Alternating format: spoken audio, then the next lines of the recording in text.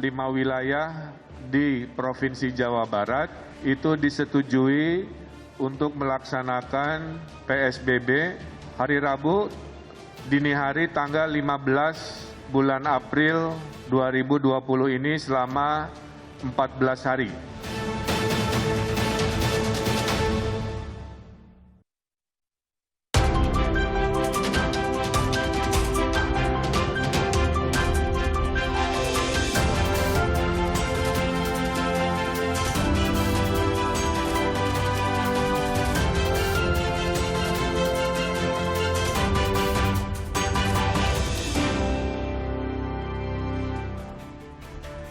Setelah Jakarta, saudara, 5 wilayah di Provinsi Jawa Barat dan 3 wilayah di Provinsi Banten akan segera melakukan pembatasan sosial berskala besar atau PSBB.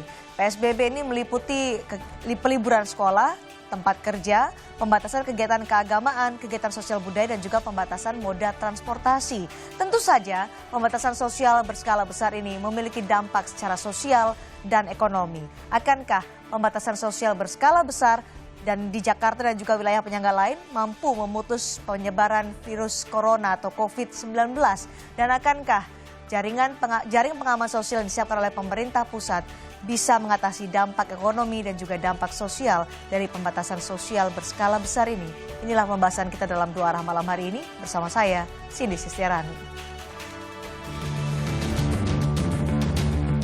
Sejumlah wilayah mulai menerapkan pembatasan sosial berskala besar atau PSBB sebagai opsi yang diberikan pemerintah pusat untuk menekan penyebaran virus corona. Setelah DKI Jakarta yang merupakan epicentrum penyebaran corona resmi menerapkan PSBB pada 10 April kemarin, kini giliran Jawa Barat. Ia akan menerapkan PSBB di wilayah Bogor, Depok, Bekasi yang beririsan dengan DKI Jakarta. Kami koordinasikan dan kami menetapkan bahwa PSBB di 5 wilayah ini akan dimulai di hari Rabu, tanggal 15. Hari Rabu, dini hari tanggal 15 bulan April 2020 ini selama 14 hari. Untuk memaksimalkan penerapan PSBB, warga diimbau untuk mematuhi ketentuan yang diatur dalam pelaksanaan PSBB. Kabid Humas Polda Metro Jaya Kombes Yusri Yunus menegaskan ada sanksi yang menunggu jika warga tetap tidak mengindahkan imbauan yang diberikan. Ada aturan hukum sanksi yang bisa diterapkan kepada masyarakat yang tidak patuh. Ancamannya adalah 1 tahun penjara dan denda 100 juta. Namun beda pula pandangan pakar hukum tata negara Yusril Isa Mahendra. Menurut Yusril, pelanggaran PSBB tidak bisa dijatuhi sanksi pidana. Sanksi pidana hanya bisa dijatuhkan oleh undang-undang. PSBB jelas bukan karantina sebagaimana yang dimaksud Undang-Undang tentang Kekarantinaan Kesehatan. Sejak awal saya katakan, pelanggaran terhadap PSBB tidak dapat dikenakan pidana. Ini titik lemah pengaturan PSBB dalam undang-undang ini. Memaksimalkan PSBB kini jadi PR besar pemerintah untuk memutus mata rantai penyebaran virus corona. Pemerintah tak lagi bisa coba-coba menerapkan kebijakan yang tak efektif untuk melawan corona. Lalu, efektifkah PSBB di sejumlah wilayah? Efek domino pembatasan sosial berskala besar atau PSBB akan kami bahas bersama 4 narasumber di lokasi yang berbeda. Di studio Dua Arah telah bergabung Pak Trubus Rahardiansyah, pengamat kebijakan publik. Selamat malam, Pak Trubus. Sehat, Pak? Sehat, alhamdulillah. Alhamdulillah, terima kasih. Dan kemudian juga bergabung melalui sambungan Skype ada Mas Dhani Amrul Ihdan, tenaga ahli utama KSP Republik Indonesia. Kemudian ada Pak Rahmat Effendi, Wali Kota Bekasi. Dan Pak Pandu Riono, pakar epidemiologi Universitas Indonesia. Selamat malam, Bapak-Bapak. Terima kasih sudah bergabung bersama kami di Dua Arah malam hari ini. Saya menuju ke Pak Rahmat Effendi, Wali Kota Bekasi, karena nanti akan diberlakukan PSBB mulai hari Rabu pukul 00. Persiapannya sejauh mana, Pak Rahmat? Ya, terima kasih Pak ya. Jadi Kota Bekasi seperti sering saya sampaikan telah melalui proses panjang dari sejak kita siaga bencana, terus bencana darurat, dan di bencana darurat itu kita tetapkan karantina wilayah terbatas. Artinya kita membentuk RW siaga, terus kita menonaktifkan kegiatan keagamaan, pembatasan transportasi, terus juga kegiatan sosial budaya ya, sampai dengan kegiatan-kegiatan yang tentunya mengurangi banyak kegiatan atau bergesekan dengan orang banyak ya. Nah, itu kita lalui dengan proses yang panjang. Artinya pada saat kita sekarang mendapatkan legalisasi dengan keputusan Menteri Kesehatan 248, kita tinggal menetapkan, dan kebetulan penetapannya juga harus bersamaan dengan Bodebek. Pak Rahmat, apakah ada perbedaan antara PSBB di Kota Bekasi dengan Kabupaten Bekasi dan juga di Jakarta? Kalau kami berlima kabupaten kota itu tidak ada perubahan ya, karena memang objeknya kan sama, virus. Ya. Nah di DKI itu perubahannya hanya pada bantuan sosialnya. Kalau di Bekasi seperti apa untuk bantuan sosial? Ya, dari hasil hubungan kita dengan Kementerian Sosial itu ada data ya, data DTKS itu 106.000 KK. Nah, ternyata setelah diolah data itu ya, kita juga masih membutuhkan sekitar 130.000 KK akibat dari pandemik ini, akibat terjadi penurunan ekonomi yang ada, daya beli, banyak PHK ya, dan itu kita tanggulangi nanti melalui finally-nya adalah melalui APBD pemerintah Kota Bekasi. Jumlah penerimanya ada berapa, Pak Rahmat? Apakah ini juga mereka yang kalau di Jakarta kan, kalau misalnya berKTP Jakarta maka mendapatkan bantuan sosial, tapi kalau di Bekasi kan seperti apa? Di Kota Bekasi juga yang KTP Jawa Barat kita kasih slot, bahkan mungkin ya ada beberapa juga KTP yang di luar Jawa Barat juga tetap kita kasih slot. Artinya kita masih menganggap bahwa ini adalah bagian dari NKRI. Jadi jumlahnya berapa nanti penerimanya, Pak? 106 dengan 130 itu sekitar 240.000 KK ya. Jadi kalau kita perhitungkan berdasarkan jumlah KK di Kota Bekasi itu sekitar 30%. Tapi kalau kita hitung berdasarkan jumlah penduduk itu hanya 10%. Jaring pengaman sosial sudah disiapkan, ada sekitar hampir 300.000 orang yang disiapkan oleh pemerintah Bekasi. Bagaimana dengan moda 240.000 KK, Mbak. 240.000 KK. Bagaimana dengan transportasi umum atau moda transportasi umum? Moda tadi kami telekonferensi dengan Bupati Wali Kota Bodebek ya. Jadi ini yang paling krusial adalah berkenaan dengan komuter KRL. Ya, betul. Tadi kita minta persentasi dalam komuter itu dibatasi ya. Jadi yang tadinya hampir 187 kali, kemarin sudah 57, sekarang kita batasi minimal di 20 atau 25. 20 atau 25 ini juga pembatasan. Balik kereta itu ya. Tapi kalau kita berkaca pada hari ini ada penumpukan di stasiun Bogor pada hari Senin pagi. Nanti kalau itu berlaku di Bekasi akan seperti apa pembatasan-pembatasan itu, Pak, supaya physical distancing terjaga, social distancing terjaga? Ya, karena gini, PSBB yang dilakukan oleh DKI Jakarta tidak akan berhasil kalau tidak mengikutkan daerah-daerah yang bermitra.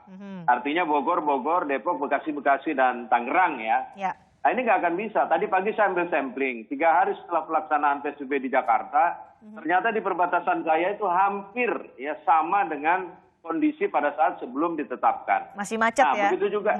Begitu juga saya ke perbatasan Kabupaten Bekasi. Oh ternyata yang keluar dari Kota Bekasi ke Jakarta juga warga Kabupaten Bekasi yang melewati Kota Bekasi ke Jakarta. Nah memang harus bareng-bareng ini, DKI harus bareng-bareng dengan kita. Harus bareng-bareng dengan wilayah penyangga. Pak Trubus, apakah nanti akan efektif? Betul. Iya, menurut saya akan efektif kalau misalnya pembatasan itu sendiri memang sampai ke tataran masyarakat itu sendiri. Karena selama ini yang kita lihat bahwa sosialisasi yang relatif kurang pada akhirnya masyarakat nggak memahami. Maka yang terjadi tidak saja yang berlaku di Jakarta tadi pagi juga, beberapa hari yang lalu juga sama, kondisinya nggak jauh berbeda. Maka ini yang akan terjadi adalah bagaimana rencana kita untuk memutus mata rantai pandemik itu sendiri jadi belum optimal. Kalau Pak Trubus melihat dari hari Jumat ya Jakarta memberlakukan PSBB sampai hari Senin ini, Anda melihatnya seperti apa? Apakah ini sudah dipatuhi juga dengan oleh masyarakat? Penegakan hukumnya juga apakah sudah mulai tegas untuk bisa membatasi ruang gerak masyarakat? Ya, kalau secara keseluruhan sudah mulai ada perubahan, tetapi ya di sebagian kecil memang belum banyak berubah, itu masih sama saja. Artinya apa? Masyarakat yang masih berkumpul-kumpul ngumpul, masih mengadakan kegiatan, termasuk di transportasi juga masih kita temui ada di beberapa daerah atau beberapa tempat itu ya di Jakarta. Itu mereka masih ngumpul-ngumpul juga. Jadi artinya ini semua memang perlu penegakan hukum yang lebih tegas lagi gitu, sehingga mungkin karena pertimbangannya baru pertama kali ya, seolah 3 hari ini sosialisasi atau 4 hari kemudian rencananya nanti akan ada penegakan. Tetapi ini perlu diingat bahwa penegakan hukum sendiri kan harus melibatkan aspek-aspek yang lebih luas oleh karena apa? Karena ini memang masyarakatnya harus diberi pemahaman yang cukup, sehingga penegakan hukum sendiri tidak saja hal mengenai pidananya, tetapi juga sesuai ancaman yang disampaikan oleh pihak aparat kan gitu di pasal 93 itu. Tetapi saya rasa sebenarnya bagaimana mereka mendidik supaya mereka itu sadar kan gitu, sadar bahwa ini ada penyakit yang berbahaya. Itu saja sebenarnya sampai di sana. Dari sisi pakar epidemiologi, Pak Pandu, menurut Anda selama pemberlakuan sosial berskala besar diberlakukan Jakarta, Anda melihat sudah berhasilkah itu? Begini, pembatasan sosial berskala besar itu kan mencakup banyak hal. Tapi objektifnya adalah menghindari kerumunan masyarakat, membatasi interaksi masyarakat, membatasi mobilitas penduduk. Nah, yang paling penting, kalau kita kan tidak ingin membatasi 100%, kita membatasi sekitar 80%. Jadi ada ruang gerak sekitar 20-30% masyarakat yang masih diizinkan untuk mobile dan sebagainya, untuk ke pasar dan sebagainya. Kalau kehidupan modern itu lebih mudah diatur. Tapi kehidupan yang lebih tradisional seperti pasar tradisional atau unit-unit pendidikan tradisional seperti pesantren itu belum disentuh. Dan untuk moda transportasi, frekuensi dan jumlah itu jangan dikurangi. Karena yang dibatasi adalah orangnya, penumpangnya. Jadi supaya ada jarak, tidak ada antrian, tidak ada kepadatan di dalam kereta. Jadi seperti normal, seperti biasa. Kalau perlu ditambahkan, sehingga penduduk yang memang dikurangi pembatasannya untuk berpergian bisa dilakukan. Oke, Pak Pandu, kalau misalnya ditambahkan jumlah perjalanan kereta, jam operasi tetap, apakah tidak itu kan mendorong orang untuk tetap berpindah tempat, tetap beraktivitas seperti biasa? Nah, kita sekarang membatasi orangnya. Misalnya orang yang kita batasi adalah yang boleh bergerak atau pindah atau menggunakan transportasi itu harus, kalau hari genap, harus yang lahirnya tanggal genap. Itu salah satu cara strategi yang kita bisa batasi separuh dari penduduk untuk bergantian. Dan kemudian kalau memang kita punya aplikasi dan sebagainya, kita bisa memberikan izin kapan dia berangkat, sehingga tidak perlu ada antrian. Dan yang paling penting adalah harus menggunakan masker. Nah, ini salah satu cara. Ojek online juga gitu. Mungkin bisa dibatasi, yang bisa beroperasi adalah yang ganjil genap misalnya, kalau memang mau dikurangi. Oke, itu kan tadi Pak Pandu menyatakan itu mungkin bisa dilakukan. Tapi saat ini ketika sudah berlangsung hari Jumat sampai hari Senin ini, apa yang Anda lihat Pak Pandu? Ya, karena sekarang kan tarafnya edukasi, ya kan? Jadi yang belum ada adalah pendidikan pada masyarakat, massive education. Itu yang harus dijelaskan dan seluas-luasnya. Karena baik petugas maupun penduduk atau masyarakat itu masih bingung aturan-aturan apa yang harus dipatuhi dan sebagainya. Kalau mereka diberitahu, mereka akan tahu, tapi kan tidak tahu. Pergubnya aja baru keluar hari apa, ya kan, hari, dan kemudian diterapkan walaupun ada masa jeda, tapi informasinya kan bukan informasi pergub, tapi informasi kegiatan apa yang harus dibatasi. Kalau kita melihat informasi hari ini disampaikan oleh juru bicara penanggulangan COVID-19 Republik Indonesia, Pak Yuri, yang menyatakan hari ini ada penambahan kasus 316 kasus, padahal sudah ada PSBB di Jakarta dan menyusul akan nanti di wilayah-wilayah penyangga. Apakah ini artinya PSBB belum berjalan secara efektif, Pak Pandu? Kita kalau mendengarkan juru bicara, ingat yang dilaporkan oleh juru bicara adalah hasil laboratorium, ya kan? Hasil laboratorium yang sudah berlangsung mungkin itu antriannya sudah 3 sampai 5 hari yang lalu, bukan yang hari ini. Ya itu harus dipatuhi, harus dicermati. Kedua, tidak akan langsung ada penurunan. Nanti kita monitoring setelah 2 minggu, apakah ada penurunan orang yang berkunjung ke rumah sakit karena gejala COVID. Ya. Nah itu yang paling jelas. Kalau udah berkurang, itu artinya kita bisa melihat. Bukan hasil lab. Karena hasil lab itu bagaimanapun juga akan terlambat 2-3 hari kalau akan ditingkatkan. Baik. Nanti harus ada penelaahan lebih lanjut ya terkait dengan data dan juga penerapan PSBB. Mas Dhani yang telah bergabung juga, tenaga ahli utama KSP, bagaimana pemerintah menilai terkait dengan PSBB yang sudah berlangsung di Jakarta?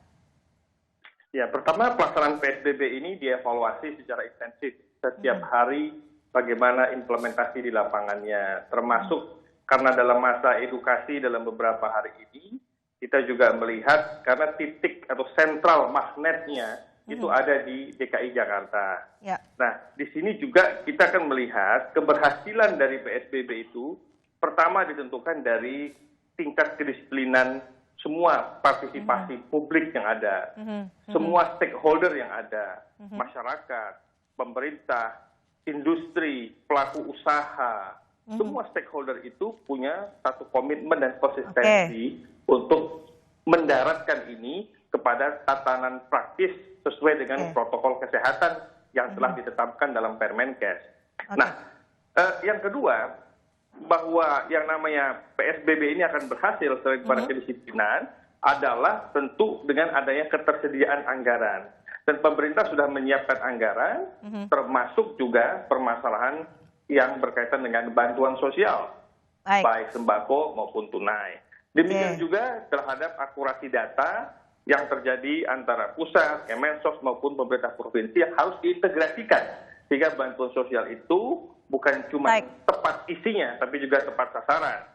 Oleh karena itu, kesinambungan yang namanya ekosistem dari keberhasilan dalam menjalankan PSBB ini sangat dimainkan atau erat kaitannya dengan komponen-komponen tadi. Nah, inilah yang kita evaluasi dalam masa edukasi ini. Sehingga kita ke depan akan lebih ketat lagi. Mas Dhani, kita dapat poinnya. Kepada faktor hukum, konsekuensi hukum untuk menegakkan klausul atau protokol PSBB. Apakah ukuran keberhasilan dari PSBB ini adalah kedisiplinan masyarakat yang semakin meningkat, jaring pengaman sosial yang tepat guna, ataukah memang pada poinnya memutus mata rantai penyebaran COVID-19? Kami akan kembali selepas jeda.